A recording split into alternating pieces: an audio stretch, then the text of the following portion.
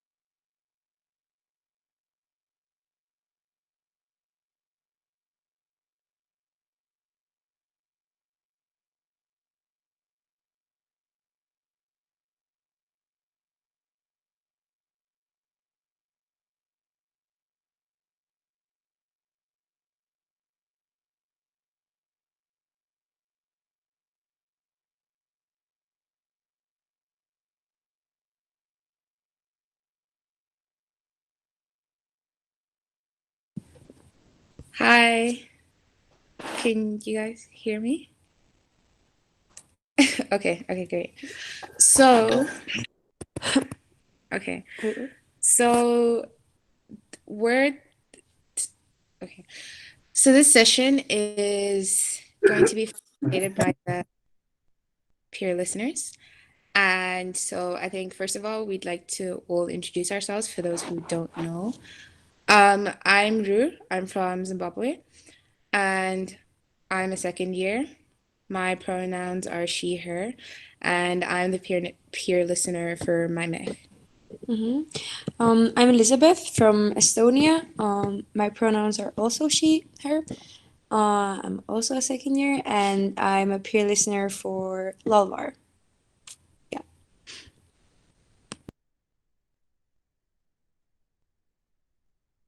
Hi, I'm Lily. My pronouns are she, her, or they, them. I'm from the UK. I'm in Debed, but like we can peer listen to anyone if it really depends on who you're comfortable with. Yeah.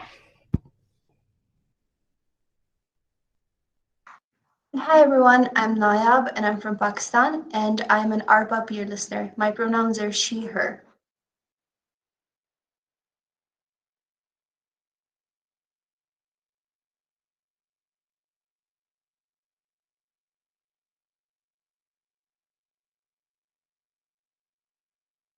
I think those are all the peer listeners we have so far. If not, please speak up. No. Okay, great. So first of all, I think, is there anything, like, what do you think peer listeners are?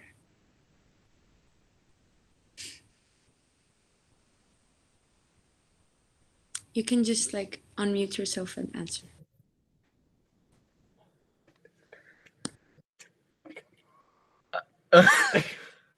Wait, what was the question? What are peer listeners?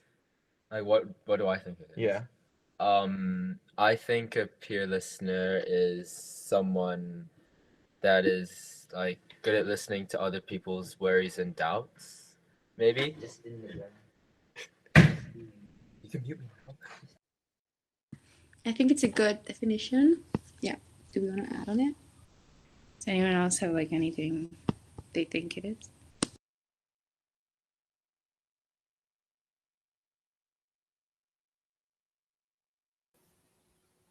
Naya, but Lily. Oh, sorry. So sorry, I'm Zareen. I'm from Bangladesh. I'm a DP1 student. So I think a peer listener is somebody you can talk to freely without the fear of being judged. And somebody, because the word peer is there, somebody who's going to understand you as well because they were in that similar position maybe once.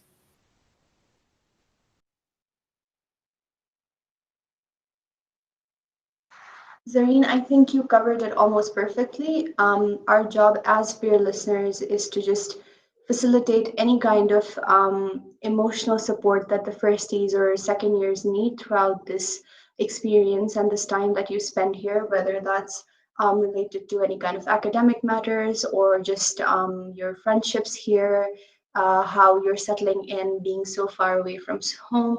So peer listeners are just people you come to when you have any kind of concerns. It's not just limited to, hey, I'm feeling really sad and I don't know what's up with me. Like I don't know, like my emotions are all over the place. That is one thing, but then it can also be about, hey, I'm having a hard time managing my academics and my classes. So what do you think I should do? And also, like often it's not about coming for advice. It's also just about coming to talk because when you say what's on your mind, in a way you kind of understand what you need to do yourselves. So even before peer listening, just as a friend to other people, what I noticed was when they would talk to me, they would realize what the answer was themselves without me having to do a lot of work. So I think that is also something that happens in peer listening, that you yourself realize what you need to do and what the answer is.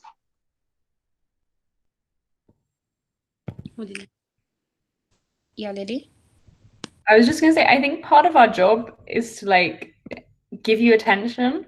Like I think a lot of the time, like here, like sometimes we can all be wrapped up in like our own like academic dramas, our own like friendships and all of this. And like our job is to be here and listen to you and like have our entire focus on you. So if you need us to like just give you attention, like that's perfectly okay. And that's one of our jobs. So yeah. Also, how do you all need like a hand gesture Tutorial? crash course? Yeah. Did Florence's group, do you need like, that's the firsties I see, and Joshua's group, do y'all need like a hand gesture crash course? Okay. Okay, so Chaz hands. we agree. Yeah. Respectfully disagree. Respectfully. Clarification. What? Like adding to point. Like you are Two adding fingers. directly to that point. And then this is a completely new point.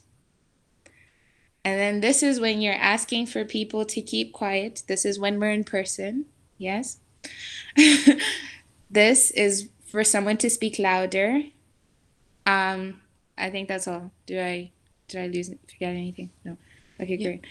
Confidentiality. Yeah, so as peer listeners, we have sort of signed this, like, I don't know, not contract, but yeah, basically we, like, when you come to us for peer listening, everything you tell us is confidential to the extent that we can keep it confidential. For example, if there's a reason that we should be concerned about your or others' safety or health, then we will contact someone from the school. But before we do that, we make sure that you're aware of that. Or if you like, we tell you that before we go to anyone that, like, oh, we're probably gonna go, like, we should probably go and tell about this to John Michele, our psychologist. Yeah. Or if you prefer to do it yourself, then we just, like, yeah, you can do it. Yeah. Or if you would like us to accompany you within the, like, throughout the entire process, we will be there for you. So for example, where we would need to not breach, but allow a third party into the discussion would be, for example, Lily tells me, "Hi, Rue, so I would like to kill Elizabeth tomorrow morning." And I say, "Wow, Lily, that's interesting, but I would need to tell somebody else now, you see?" So she would say, "That's interesting, Rue. Thank you for letting me know." And so I would say, "Would you like to come with me?" Would you like to come with me? Or would you like to go by yourself? Or and then we discuss this whole process. Like, you're there throughout the entire process. It's not like I'm going to go behind your back and tell the teachers, and then it becomes a whole situation. It becomes a whole situation and everything. It's a communication thing. It's not, we help you find the right channels to take your problems, and we're also sort of the bridge between you and the administration if you need it. So yeah. Yep. Naya? Yeah, just to add to what Rue said, that made us laugh, and I think that was an interesting example to say the least. But given the kind of environment that we have here in the college, we do face a lot of circumstances that you might not face in like a regular day boarding school. You know, you're living here and you're surrounded by the same people all the time, and you're so far from home, and you can definitely feel lonely, and you can reach a state where you feel like you're really overwhelmed and feeling super I don't want to use the term depressed, but you might feel emotionally very drained. So if that is like, if you've reached a point where it's really affecting who you are as a person or those around you, where you feel like you've completely withdrawn from your life here or from your life back home, that is when we as peer listeners need to kind of tell you that, hey, I think it's good if we take this to someone else, if we take this to someone who's better experienced. And that is the only time we would tell you that someone needs to be involved. So for the most part, where we think that we can support you with whatever knowledge or training we have, we will definitely keep it confidential. It will be between us and you only. But we're all students and most of us are your age. So where we feel like, okay, this could be dealt better by Jean Michel or like by your twin parents, that's when we would take to tell someone who can give us a bit more professional advice. So for the most part, you don't need to worry about feeling like what you're saying will be told to someone, or like you might regret talking to a peer listener, because you definitely will not. We take confidentiality very seriously.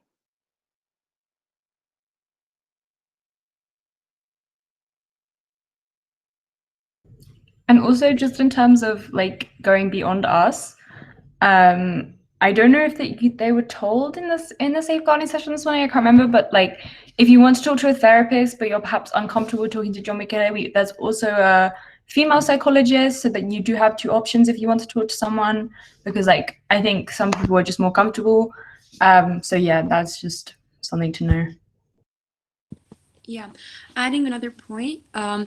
sometimes there might be this misconception that peer listeners are like these super trained psychologists who give out like advice and solve all your problems, but that's not true. We're simply like just 18-year-olds, your peers, like there for you, like listening you. So usually like just talking to your problems will help you like solve them yourself. So yeah, just that's something to keep in mind, that we are, yeah, just peers who listen to you. Yeah, and sometimes give advice who when you want it or when we can. Yeah. I think essentially we're here to help you work through your problems. I don't think we can help you like as to the extent that a psychologist can. But we're here because you might not want to firsthand go to Jean Michele and go sit down with a psychologist, but you might want to just have a fresh pair of ears to listen to you. You can even come to us and just be like, don't say anything. Just listen to what I have to say. You can even come to us and say, you know what, actually, I don't want to talk about my problems. I just want to talk about anything but this. Oh, we say, okay. Yeah. Yeah. And also, you can approach any of the peer listeners. Like, you don't have to go to your Toons peer listener, or yeah. And I think you can approach any of like other members of the student body as well, like whoever you feel comfortable with. But yeah, I think now it's Now, to bring it a bit to you people, how do you think it has been emotionally till now? How do you feel like overall? Yes, it's a very new experience, but focusing more on your emotions, focusing more on comparing what you feel here than you do back home, how your routine is, how your life is. What are you feeling right now?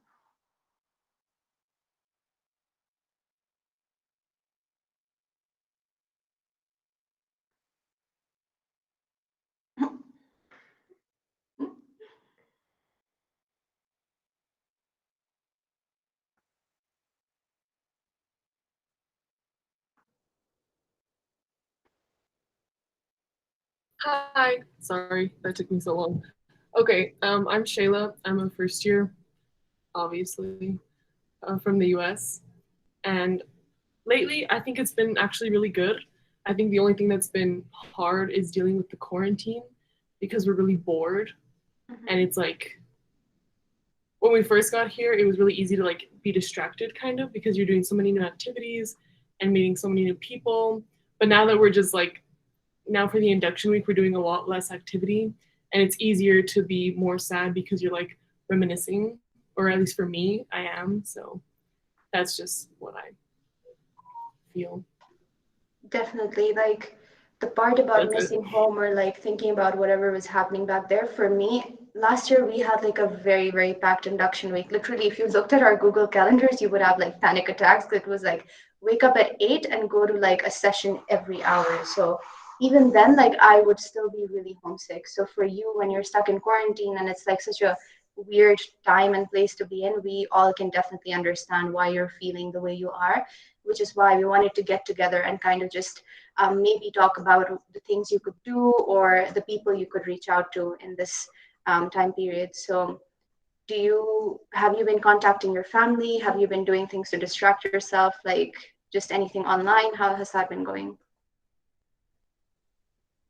Yeah, I've been in touch with my family, and that's been really helpful. But they're like 10 hours behind us, so it's been a little bit difficult because they have jobs and stuff. So it's like I can't really contact them, at any time. But it's been really good so far. And then having my quarantine group, or like a small group, so we're really close. Yeah. That's helpful. And then we have two second years, Juan and Dedius, and they're like One. Juan, Juan and Dedius, and they're super helpful as well. But that's it. And thank you guys for doing this. I think it's a really great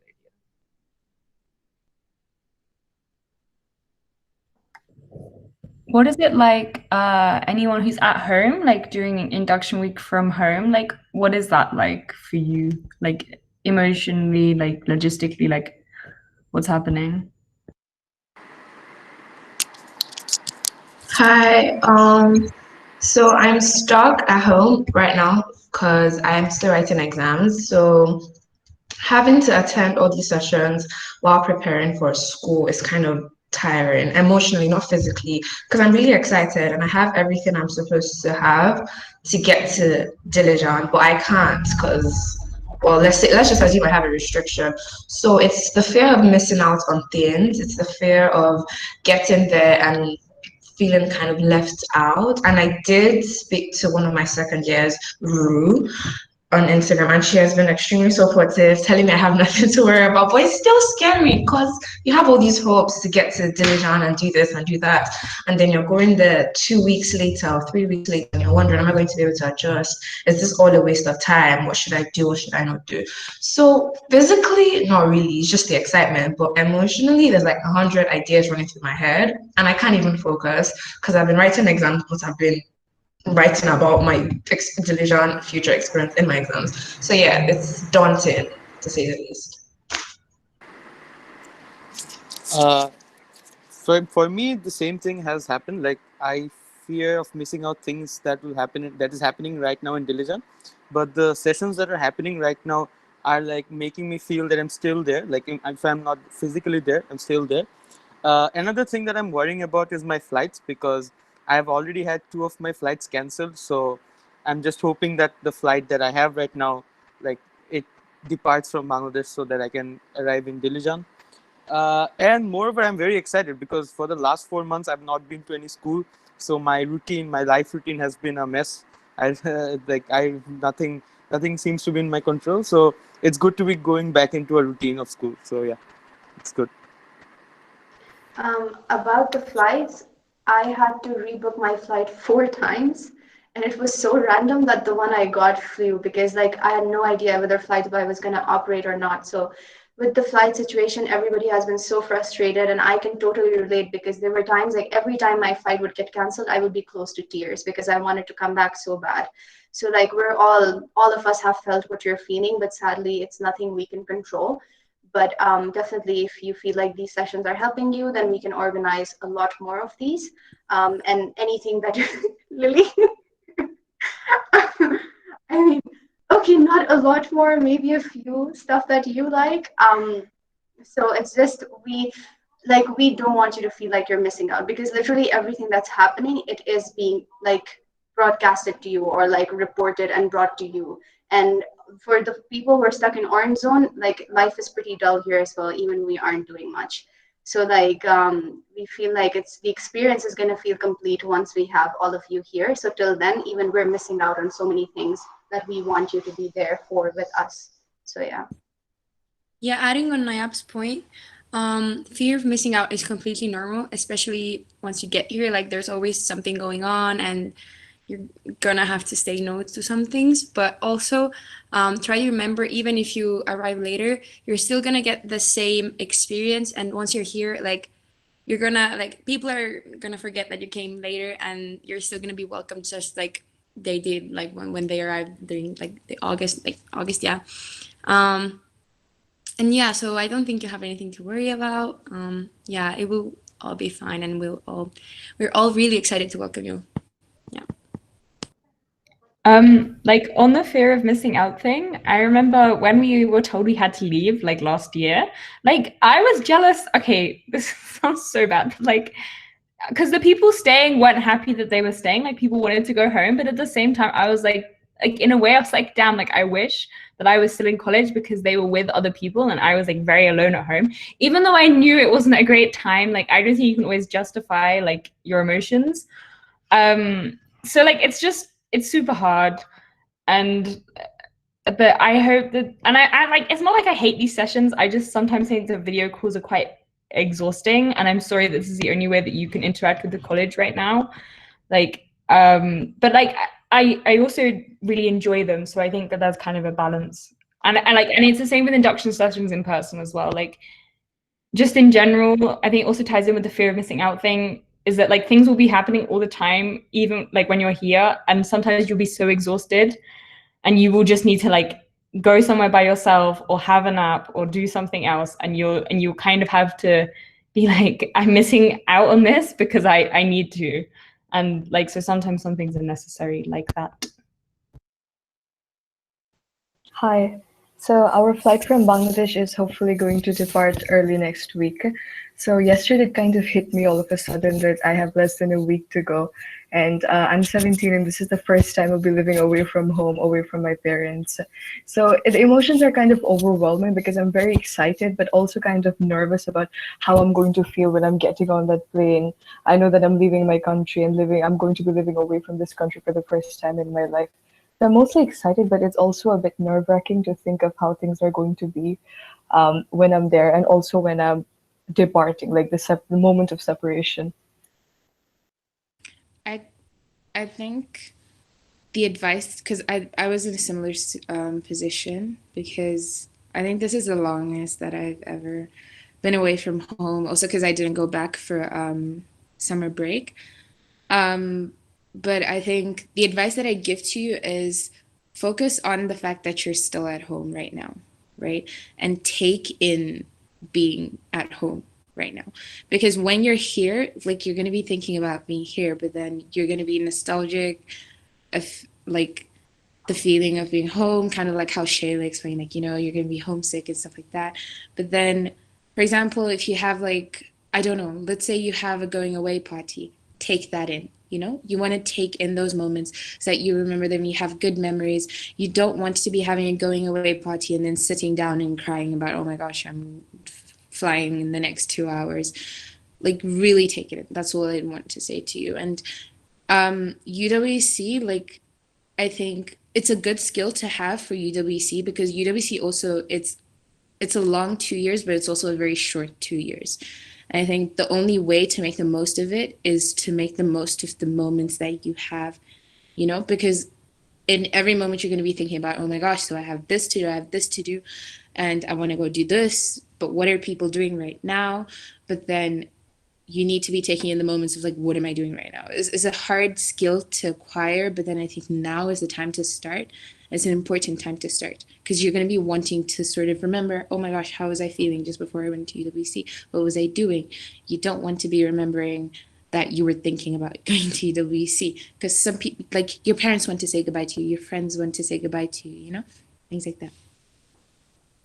Thank you so much. Oh, I'm unmuted. So I think I'm not someone who gets very homesick, because I went on like an exchange program before coming to UWC. So like I had that whole year spent away from my family. So I was like, you know what, this is going to be completely fine. I've got this. But I realized that I do get very homesick. So it was like such a foreign feeling to me, because I'd never felt it before. So I was like, how do I deal with this? And I was very clueless. So at first, what I did was, whenever I get emotionally overwhelmed, I kind of withdraw from like, here we had induction week. I would like skip sessions to just stay in my room and like kind of get in control of what I was feeling. But that wasn't working. So I realized that um, I am homesick. This is a problem. And the thing that helped me was actually being in communication with my family and being in communication with people back home. Because I was honest about what I was feeling. I told them that this is what I'm going through, and this is how I need you to help me, whether it's by just being there when I call you, whether it's like distracting me. So I think it's very important that instead of feeling like my parents are so far from me, they're going to get sad that I'm homesick, I shouldn't make them worry. It's important that you communicate openly, because yes, you're thinking about your parents, but you also have to think about yourself, because you're going to have so many lovely people here, you're going to make so many friends, but then family is family. So it's like you want to, you know, feel that love, and it's a different kind of love. So make sure that you are staying in touch with your family, maybe more regularly in the first few weeks or the first month. And then in some ways, I feel like for me, this experience made me very close to my family, more than I had ever been. And I think that was such an amazing thing that I got out of UWC. So maybe you would experience the same thing. I think something that's also important, adding on to Nayab's point, is being honest with yourself. And I think this is for people who are also in orange zone.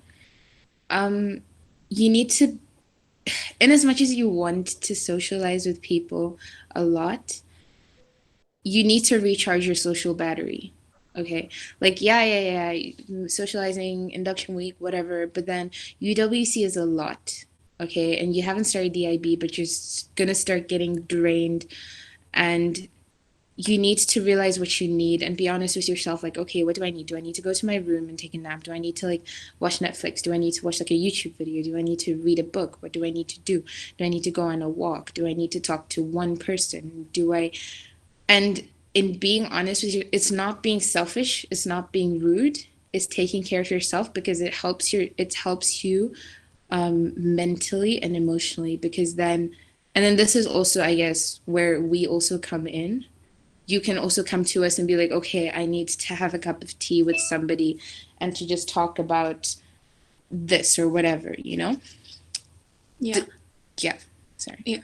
And also, do not compare yourself to others, especially during the first term when everyone is adapting and like the homesickness can kick in. Like I can say from experience that I felt as if others had found their place and they were already like thriving, but I was still like adapting and not really sure like what I was doing. I wasn't missing home as much, but I wasn't used to the environment either. So just to let you know that the first term can be very hectic, and it's like completely fine if you're not used to it. And like trust me, like even second years are not, maybe some of us are not completely like sure of what we're like what we are here. And yeah, so I mean, people are very different. I remember my first week in induction week, I was just in my room. Like I would go to sessions and I just go to my room, and people were in the common room playing games and whatever. And that's okay. You could be a social butterfly, or you could just prefer to just be in your room. So that's fine. yeah, I had the same. Like I charge my batteries alone. Some people charge their batteries like with people, so it's very personal. Yeah. Do you guys have any concerns about induction week or the coming term or the coming year?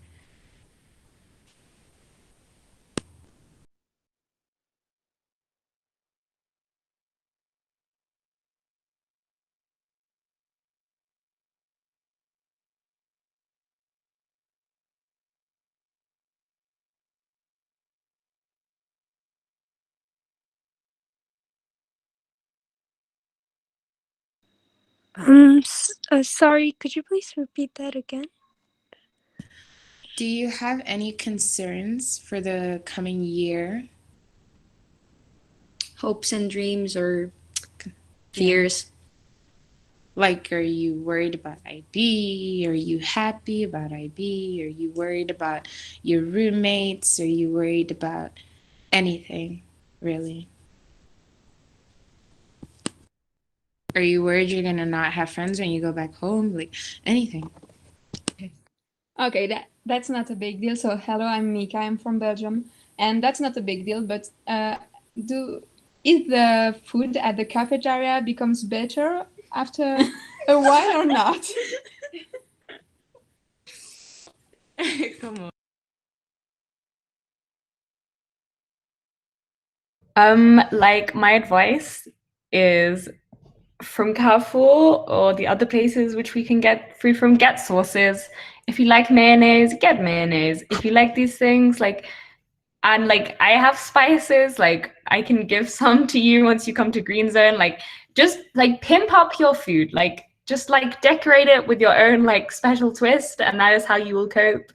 And also like you can cook, and like people don't always have the ingredients to cook, but like if you ever need a break from cafeteria food, like I know that was super useful for me, was to just like use the common room, like make something, like even if it's just like rice, it's nice to have like something that you make as well. Yeah, but I can't say that it will change because the cafeteria food stays the same. So I would just like to. Okay. Do you want to continue? Okay. So the thing is, with the cafeteria, why it's like that is because they have to compensate for people who have allergies and like have multiple restrictions. So they can't necessarily put like it's just like that because of the people. It's a very diverse community. So like that's what, yeah. Yes, Lily. Okay. So it's a very diverse community. So like that's I feel like that's the most fitting menu that they that's what they think is the most fitting menu. Okay. Yeah. That's why you're able to mold it to your liking. And yeah, use the microwave to like, put your stuff in. Yeah, fantastic. But yeah, do you have any other concerns? Wait, just quickly, I want to say that also, like, it's not like we live in a hotel. Like, this food is provided by a company, and then the cafeteria lady heats it up. The cafeteria ladies are also here from like 6 a.m. to like 11 p.m. We have cleaners all the time. So I think it's also important. Like, the cafeteria isn't great, we all know this, but we also just have to be grateful that it is there. So yeah.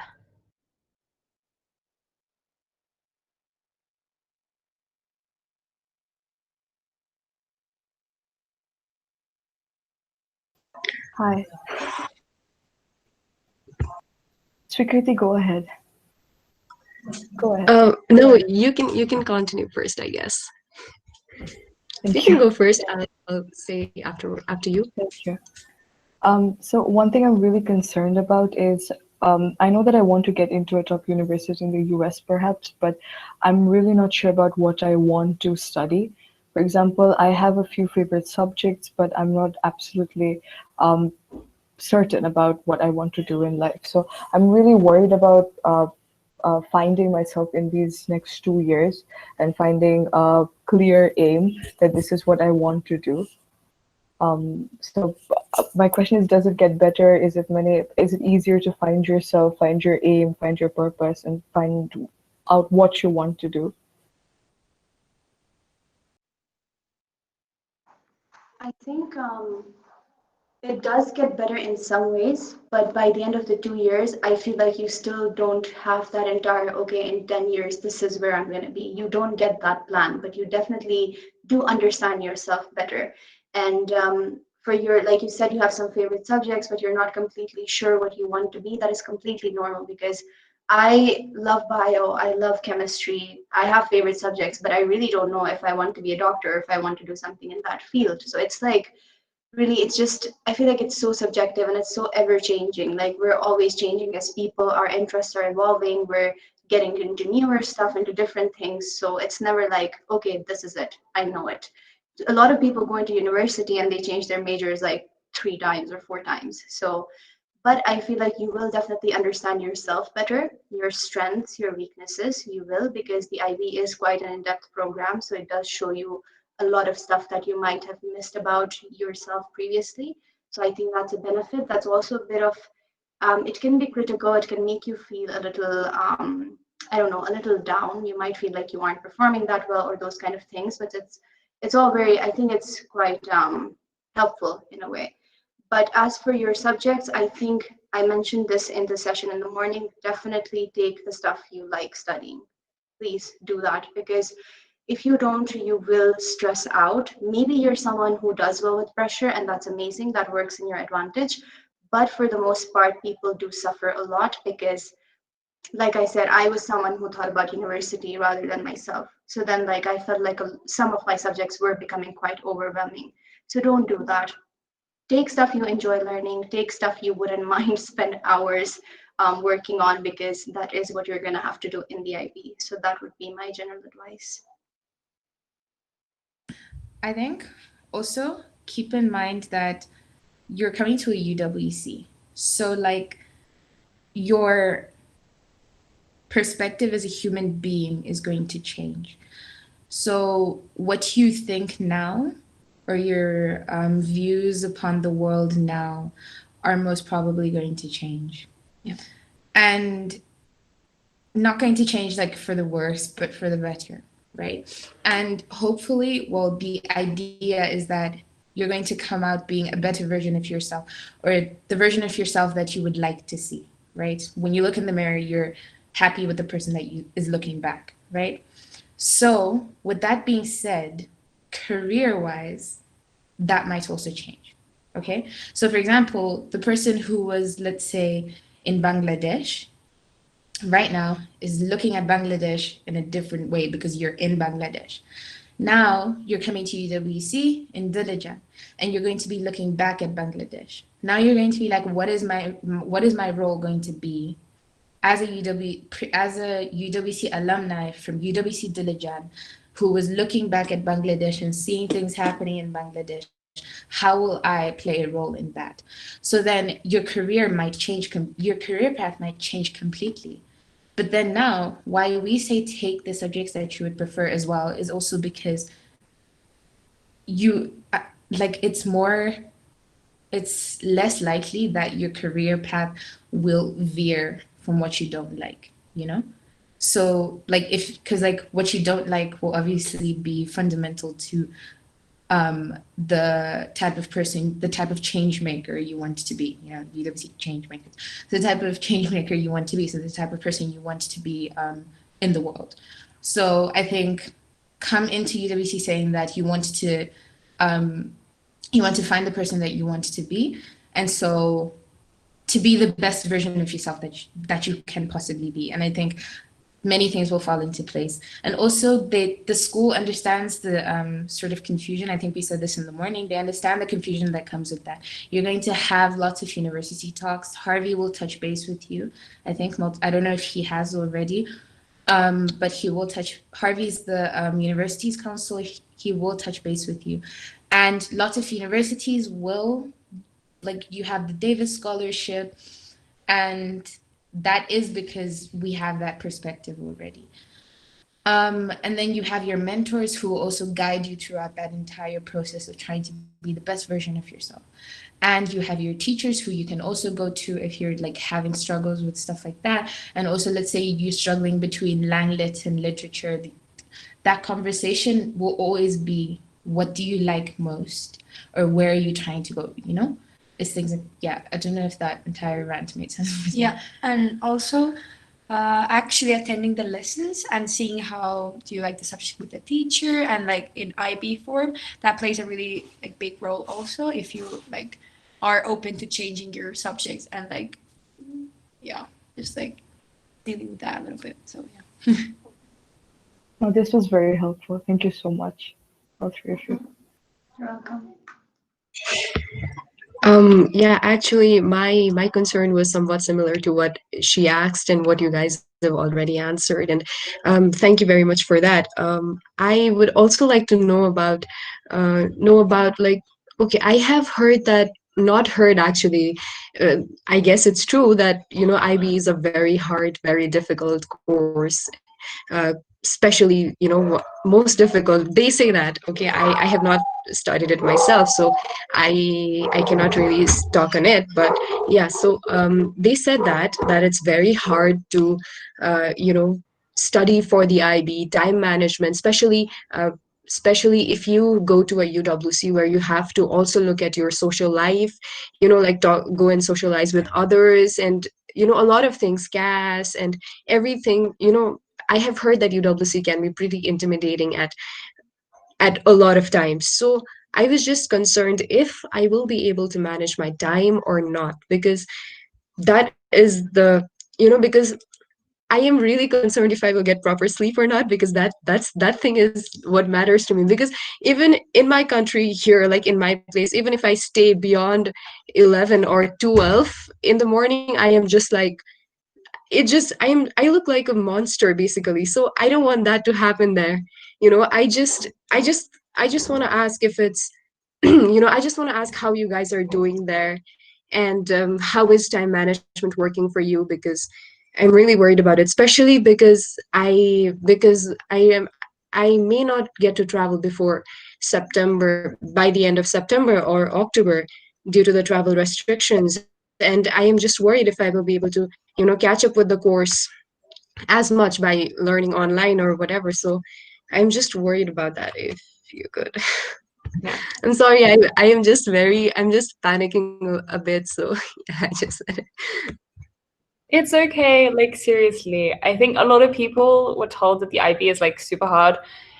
This is my number one piece of advice, is that us second years, we are going to like say horrible, terrible things about the IB to you. We are gonna be like, it's so bad, you're gonna wish you were like an alien living on a different planet because you just don't want to be like on Earth anymore. Like, it's not that bad. Like, the thing that I think it is the workload like changes, your level of comfortability with what you're doing changes. I think because also everyone is coming from a different education system. So like for some stuff in the syllabus, like I've seen before, and some stuff I'm so new to and like other people have seen before. So you kind of have to improvise. And I think that's the thing with time management as well, is that like, I don't know, it might be different for other people, but I've never found a solid routine here.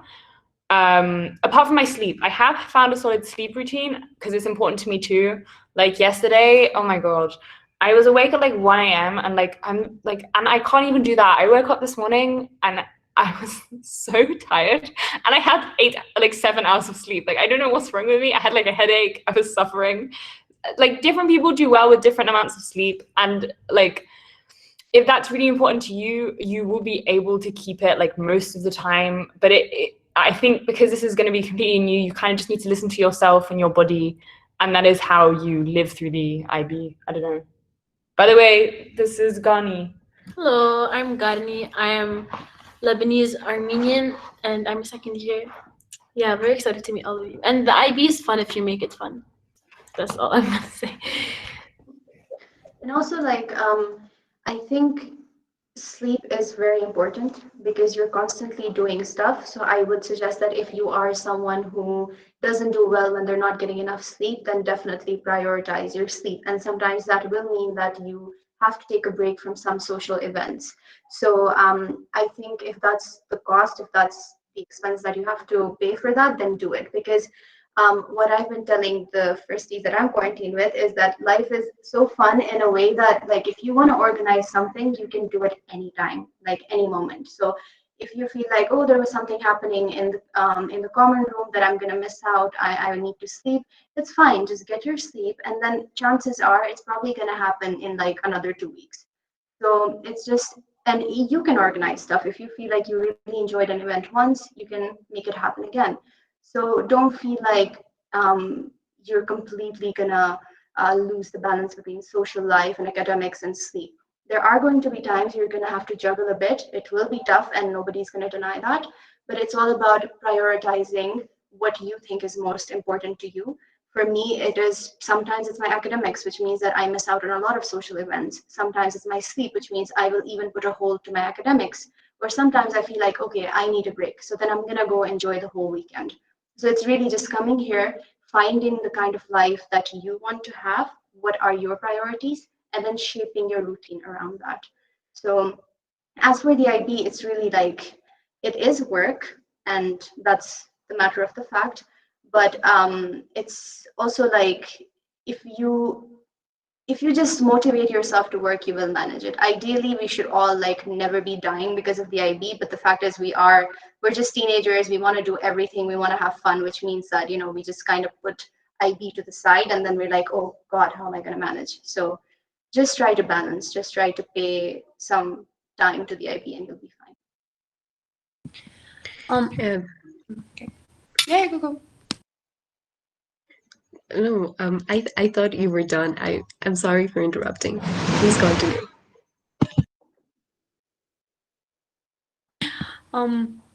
Yeah, and also try to remember that the first term, like, don't worry about IB, and also have to remember that UWC consists of IB and the UWC Life. So I would like to ask you a question of like, wait, how was it? Like, what your fears of the UWC experience are. Like, are you scared? Like, of course you've thought of this. Like, it's a very multicultural environment. Do you have any fears of the environment, friends, living quarters?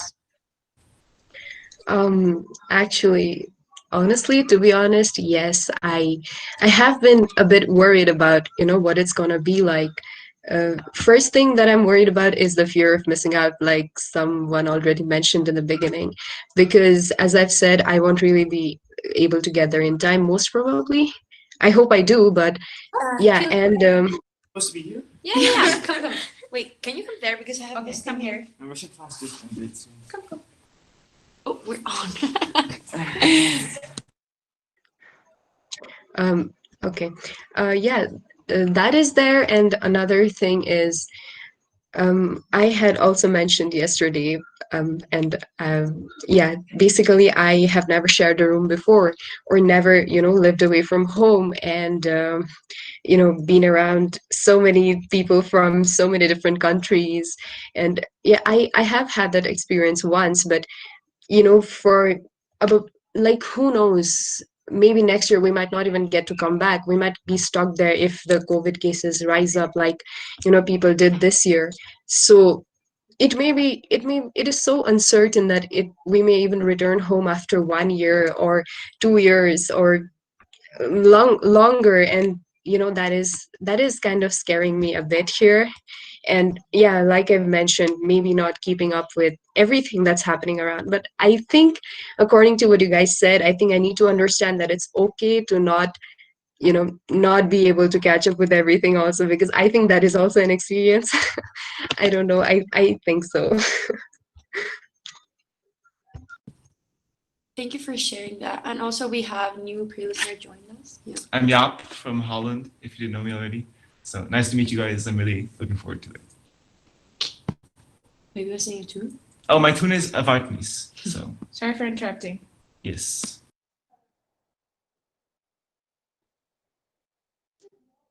I think about the rooms, what you said, like I feel like a lot of people come from that those circumstances where they haven't shared a room and they're really nervous about it.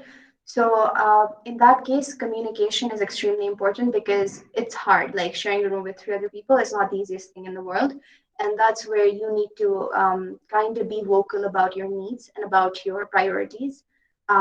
Just anytime you're having an issue, try to talk to your roommates as nicely as possible, and I'm very sure that your roommates will be willing to cooperate because second years know what you're feeling and first years are just, you're all really nice. So I'm sure you're not going to have any issues with that. But also it's about compromising because like a lot of the times you're not used to stuff, so they make you really angsty. But maybe like you're just, because you're not used to it, you're taking it harder than you should be, and that's fine, that's valid, that happens, that has happened to me, it's happened to a lot of second years. But that means that you kind of reflect on how you're reacting to stuff and how you can deal with it better. So it's a lot about just communicating and reflecting. So if you do that, if you are open about it, and if you don't take things like very seriously, then the rooms are not going to be any issue. And then the rooms are actually so much fun. Like Garni had one of the best rooms in our corridor, and like they were always having fun and like they were just enjoying so much. So you have like a lot of different kind of rooms. You have quiet rooms. For example, my room was like I think one of the quietest rooms in our corridor. So it really, whatever you're used to, you will find it. But there will be small things that need to be adjusted. For that, you just need to speak up. Yeah, I had a very fun room, but it wasn't because like there wasn't anything special, I guess. It's just because when you spend a lot of time with other people and you get to see like their passions, what they like, how they act, like literally all their sides, you get to slowly like fall in love with them, but like you know what I mean, in a very nice way. And that's something very special about UWC because you'll get to know how to like really appreciate people in your life. And that's something I guess it was very important for me for that to start in my room because that was the most place I spent my time in. So I guess if you go with the same, like not pushing it just like or forcing it, just like being yourself and giving that vibe in the room, then yeah, it'll work out. Don't worry about that. I think for me, like I had a very good room because like we were pretty different in some aspects, but communication was amazing. Like we talked it out all the time. It wasn't like, okay, root time to talk, but it was like, no, I don't really like this. Or it was like, no, let's probably not do this on Fridays. Or like, okay, this person doesn't like this. So like it was like, okay, communication and understanding. And I think if you set that boundary, that is fantastic. Like as soon as you have that, like the entire year is just easygoing. Yes, and also beside that, talking to people, like don't be afraid to approach second year roommates, because even if they might not seem as they might not come to you with their problems or with their like wants in a room, they don't mind if you come to them. They might don't feel intimidated by them, at least. That's important.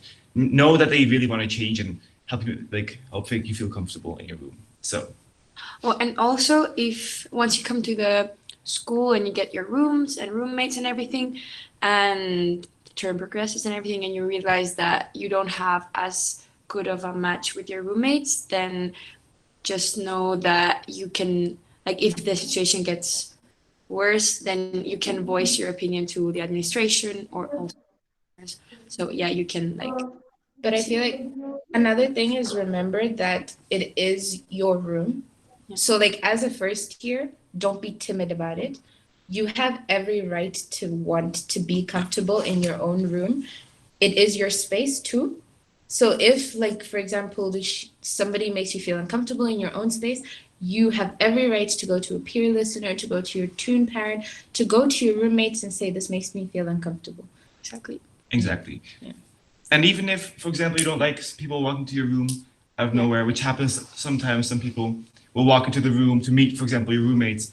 You can just ask them knock next time or whatever, or just hang a sheet or talk to your roommates. It's really no biggie. Yeah, so setting boundaries is not really. rude. Yeah. At all. It's just getting to know each other better. Exactly. To add to what Yap said, like sometimes people will come into the room, people will do things that you might find like you're not comfortable with or you're not used to. And the reason why that happens is because we've lived here for a year before you. We've interacted with people, we know them, we trust them, and we're really close to them. So it doesn't cross our mind that it's not the same for you. Although it's not something we do intentionally, it's just like a habit or like something subconsciously. So if you feel like that's not sitting well with you, then please do speak up. Whether that's about your roommates' friends coming into the room, whether it's about them being too loud, playing loud music or anything, but just you have to like understand that it's not intentional. It's just because we're too comfortable in this place. Like it's like a home to us right now. So we want it to be the same for you. So however you, whatever environment you want in the room, just ask for it, and I'm sure your roommates will be willing to give you that.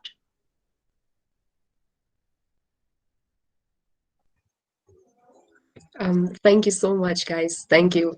Thank you. It was very helpful.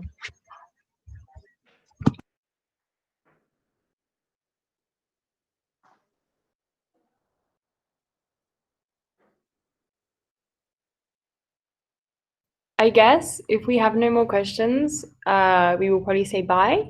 Yeah. It was lovely, so lovely seeing all your faces and talking to you and hearing from you. Like especially the first is off campus. Like we miss you even though we've never met you. Not sure how that works, but it does.